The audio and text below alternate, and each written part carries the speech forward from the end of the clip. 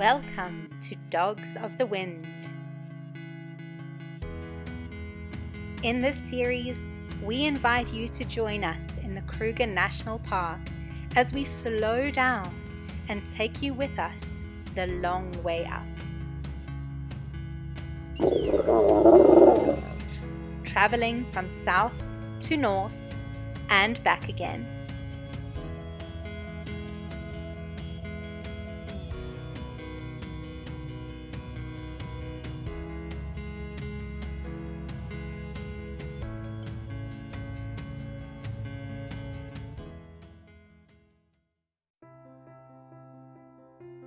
Hello everyone, this is day 12.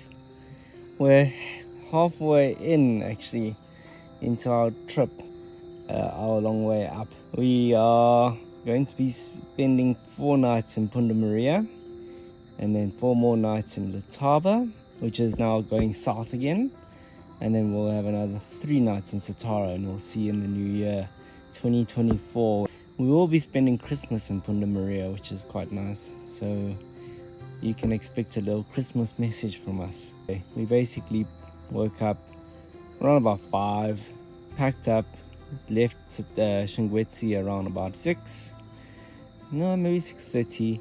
We were kind of chuffed a little bit. Some of the caravan dads were packing up before us, and we were able to finish up before them. Anyway, drove up to Punda. There's not all that much to report. Our species count is only in the 30s only.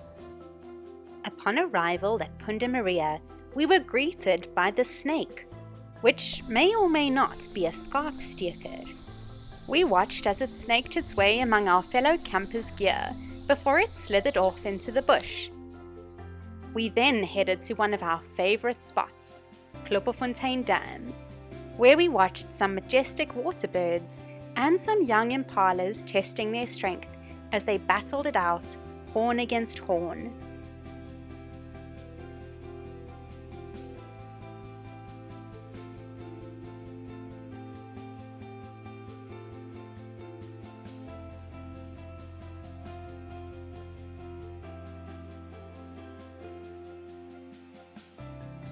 We went to Kloppenfontein Dam this afternoon, which was very nice as well.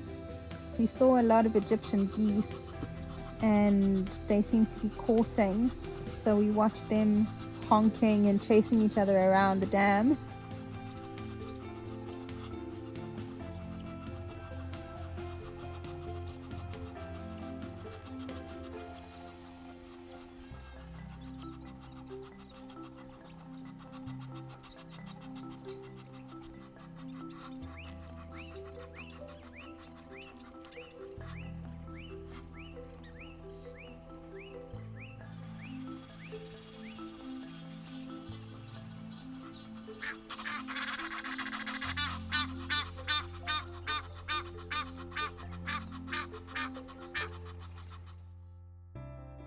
The next day, we were greeted by a magnificent sunrise at Kloppenfontein once again. Hello and welcome to day 13 of the Kruger Diaries, the long way up. Today we're actually on day 14 and doing day 13's challenge because we were so tired last night and we kind of forgot to do it. So we are doing it today instead. We went up to Parfuru yesterday, so we actually did see quite a lot. We got up to 64 different species. And as you can see, we are in Punda. I've decided to change the background a bit. Instead of seeing the inside of our tent, you can see the rest of the camp. We wanted to do a long day out. That's what we wanted to do. We wanted to go up to Parfuru picnic site, and we wanted to do a little bit of more of a fry up, but again we wanted to see if we could find the Parfuru specials again, maybe see them again from a better sighting of maybe ractail rollers or spinetail or something, or anything really. So we ended up heading up to Parfuru, but not super early. I think we slept in. We were very tired. I think the trip has been catching up on us, and we've both been quite tired of waking up early and game ranging ourselves around. So we ended up leaving probably around about 6 only, and we only got up to the Pafuri picnic site by probably around 10. By the time we got to the Pafuri picnic site, it was already quite late in the day, and we decided to do a little bit of a fry up, and we were also accosted by a specific male monkey, and this male monkey stole tomatoes, a wrap, and scared the bejesus out of both of us. It always gives you a big fright when they just appear out of nowhere, grab your stuff, and then run away. Whenever you are doing anything at a picnic site, just beware of monkeys. They don't respect females, unfortunately. They are not woke, unfortunately. They only respect testosterone driven. Okay, so be wise of that. Unfortunately, Lindsay couldn't chase away this monkey, but he would listen to me. But the problem is I was busy cooking as well, so it was a bit difficult to keep our eyes on everything at once. So unfortunately, this monkey was very wily and got his snacks from us. Anyway, you'll be back to your regular programming later. You'll probably see us at the end of the day again under our fairy lights and inside the tent again. We enjoyed the beautiful roads around Pafuri, driving slowly through the bush, viewing the stunning starlings and other lovely birds you can only see up north.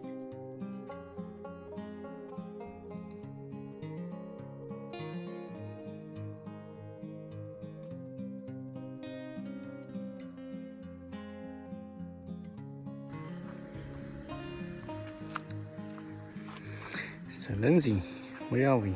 We're at Crux Corner. And what does that mean? It means we're in the most northerly part of the park. And where did we come from? We came from Crocodile Bridge, Ah! the most southerly point of the park. How does that make you feel, Linz?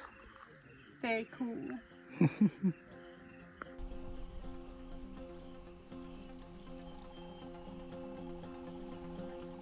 We watched a Deirdre cuckoo over the bridge and then enjoyed a view of some buffalo crossing the river. They clearly enjoyed the cool water as they lingered in the shallows of the river.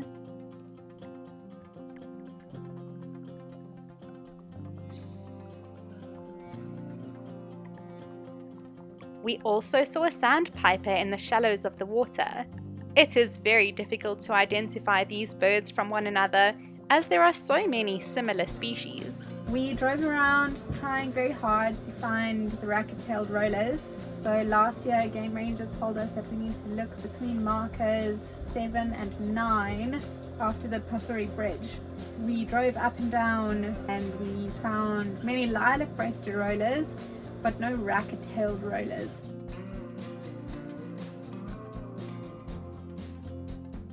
Back at the Pafuri Bridge, we saw our old friends the buffalo, joined by a herd of elephants coming down to drink at the water. The elephants are always a treat to witness as they splash in the water and refresh themselves in the cool of the river, so placid and benevolent. The elephants looked so beautiful in the stream, we had to sit and enjoy the scene from the Pafuri Bridge as they played in the shallows.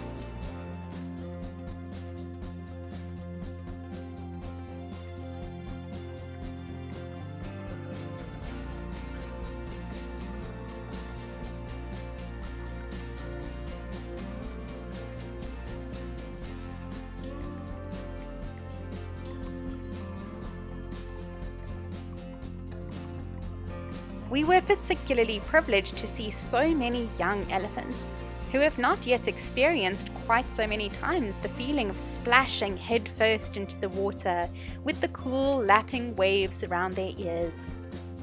What a special moment to live out with these majestic creatures.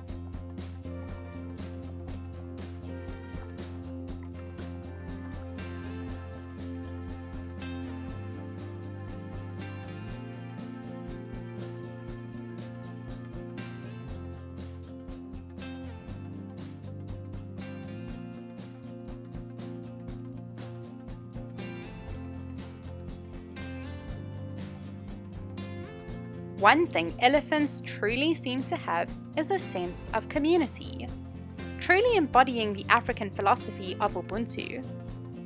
What a strong sense of togetherness they seem to share as they watch over one another while they roll around in the mud.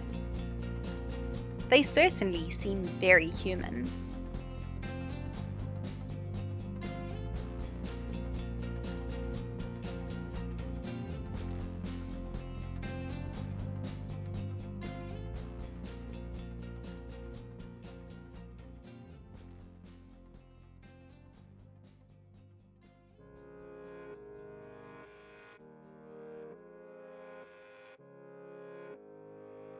Who needs a professional spa treatment when you can just enjoy a DIY spa treatment from the comforts of your own herd?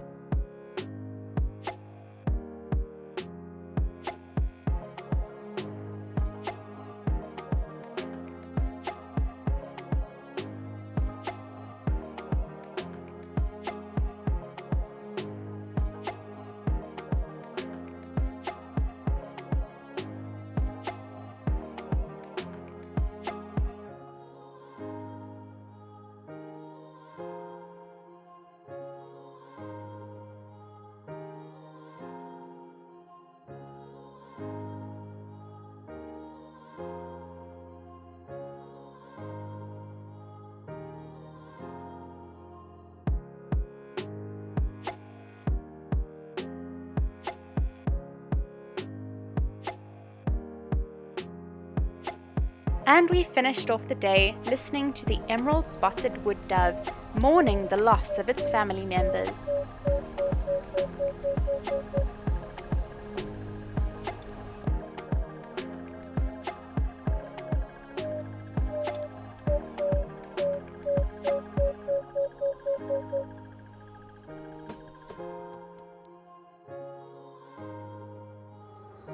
Hello, this is day 14 of our Kruger diaries, the long way up. We started the day quite early. We followed the main road going to Kloppenfontein and then headed back along the dirt.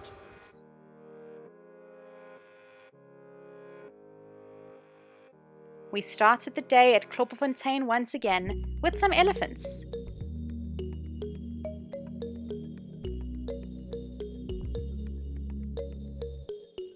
And then a Corey bustard in the morning glow.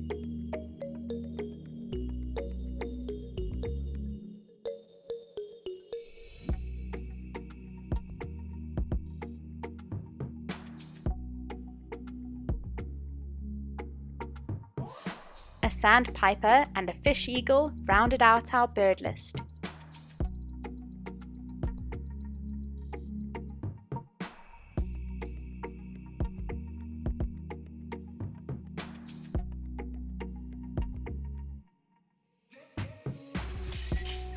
Back at camp, while I napped, Calvin witnessed some Rex's helmet shrikes who came through the campsite. Of course, he never disturbs me when there are interesting birds, but he'll wake me up at 5 a.m. for no apparent reason.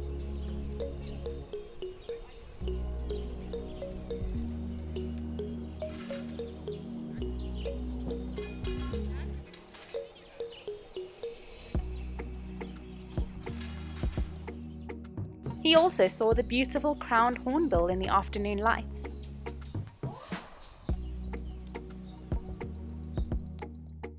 Then, while Calvin went to the bathroom, he ran into our friend Chris once again and got a fantastic tip about cheetah on the S60. So we decided that for our evening drive we were going to try and find a cheetah on the S60. They were apparently on the left-hand side of the road just before the road merged with the main road, the H18. And that was our afternoon drive. We got there to the place that Chris had described, and luckily we found the cheetah. There are two of them, two males, possibly brothers, and they were lying in the shade under a tree. So it was very exciting to spot them. We were the only car on the scene, nobody else was there, which is quite surprising. In the south, there would be cars all over a cheetah sighting like that. They were not far off the road, only about 15 meters into the bush. So a very clear sighting, although they were lying in the grass, but they were lifting their heads up from time to time.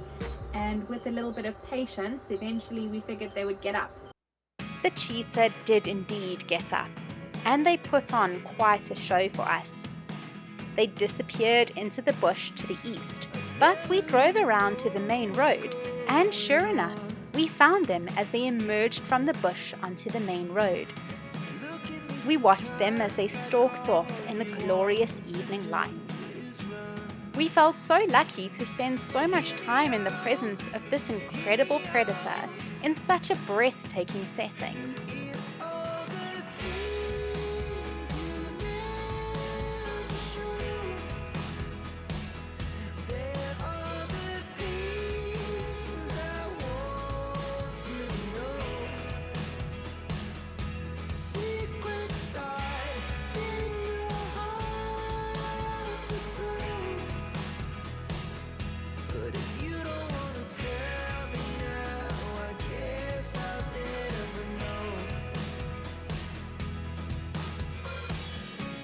We had erroneously believed that the north of Kruger was not the place to find predators, but this sighting proved us incorrect, as we stayed with these magnificent predators for over an hour.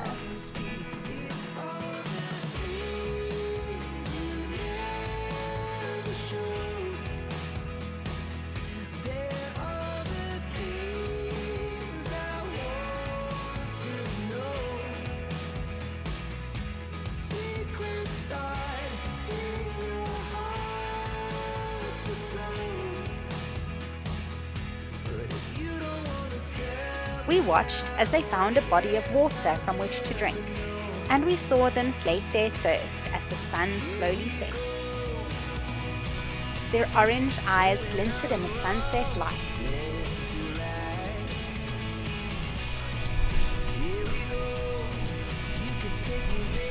I couldn't bear to cut too much of this footage while editing, as these animals are just so breathtaking. I wanted to show you as much as possible, despite our sometimes shaky footage.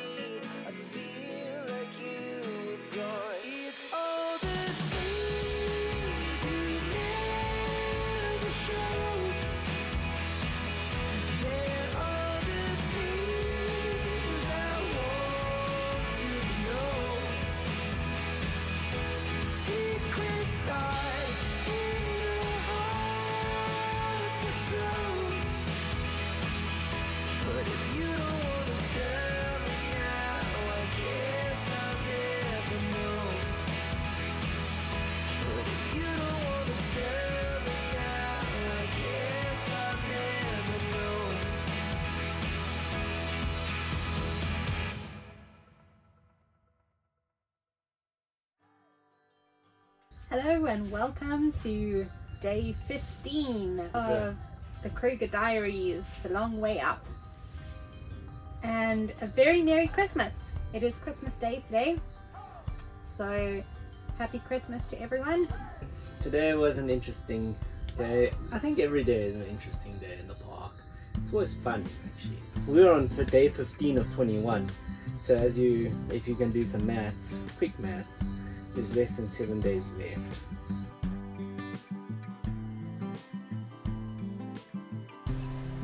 We started the day at Kloppenfontein as usual. And as usual, we saw the plethora of water birds in the shallows of the dam. To be sure, this time we didn't see quite the same variety of birds as we did last year when we visited this spot. Perhaps the water level was too high for some of the wading birds to enjoy the shallows, but we did see plenty of herons and the charismatic little grebe, who loves to dominate the surface of the lake. We also saw plenty of white-faced whistling ducks, or nonnekie-eender in Afrikaans. And we spotted an immature striated heron, which we momentarily thought might have been a dwarf bittern, which got us quite excited. The water's edge always provides a lovely array of birds for identification, and we enjoyed our Christmas birding immensely.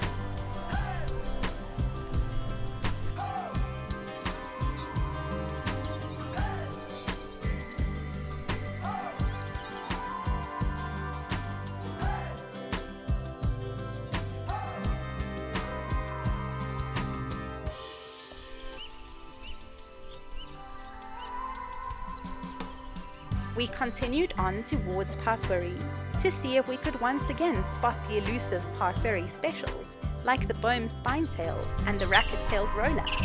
But we merely found many Neve starlings and other interesting northern birds.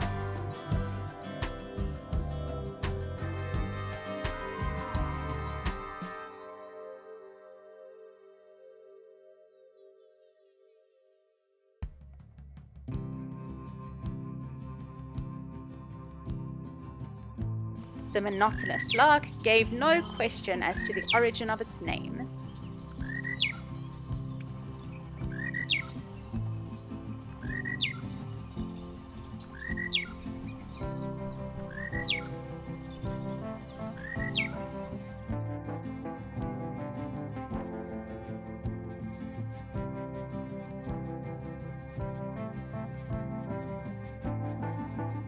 The flowers in the Parfuri area are truly breathtaking, and fields of yellow devil's thorns and white lilies cover the terrain.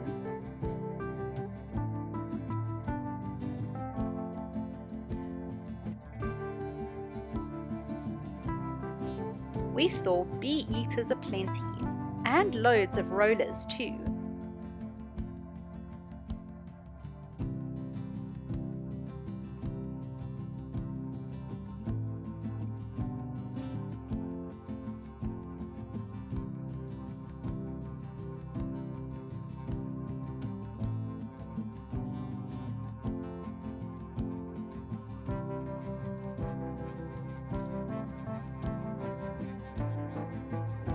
So we took a drive back down, it was quite leisurely, and we ended up just chilling for today. We started planning our Christmas lunch. So we went up to the shop and we bought some smoked chicken and some ham, and we whipped out our mayonnaise and our potatoes, and we made a potato salad and a coleslaw. And Kelvin made some bread rolls on the braai, which were really, really good. I've also devised a way of making rolls on the braai, which is quite lovely. They do come out quite nice and quite smoky and quite light. So Lindsay, What do we have here? We have Christmas Day lunch. So- We have potato salad. We have Alright. coleslaw. We have salad ingredients and smoked chicken and freshly made bribery peas. Merry Christmas, love. Merry Christmas, love. After that, we went for a swim and chilled at the pool for a while, chatted to some new people, made some new friends, and then we went out for our afternoon drive to Tutswini, but we didn't see all that much except for some zebra and the usual animals. We did see Klipspringer. We haven't seen Klipspringer this entire year, trip yet, so that was quite nice. We also saw the beautiful common waxbills sitting placidly in a thorn tree, as one so often sees them.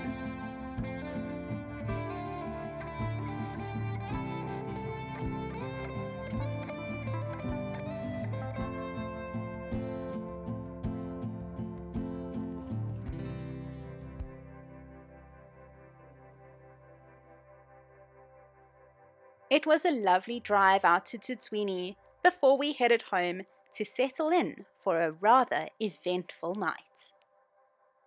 We are just settling in for the night and making sure that everything is pegged down securely because there is a massive storm rolling in. You can hear the thunder in the distance and there's flashes of lightning going on. Calvin has just made sure that everything is pegged down and we are safe and secure. We will survive the storm. We'll be driving back down south again tomorrow. The book says an 8-hour drive, but that's going 25 k's an hour. If you go at 50 at the speed limits, you should get there in about 3.5 or 4 hours. But otherwise we had some lovely dinner, and we went at the washing up station. We met some fans of the channel. I don't know if we're fans, just someone who's watched our stuff, I guess. But it was really lovely that you said hello, and here's a hello back. Hello Zanab and Laquan. We are really glad that you came and said hello. It really tickled us pink for at least half an hour, or actually 2 hours. This is about 3 hours later actually. We are going to bed.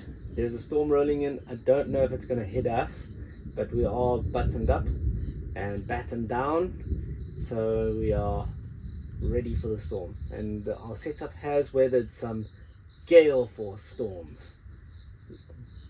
Refer back to our Eastern Cape and or the Marina Beach episode for that. Okay, anyway, thanks for everyone. We'll see you tomorrow.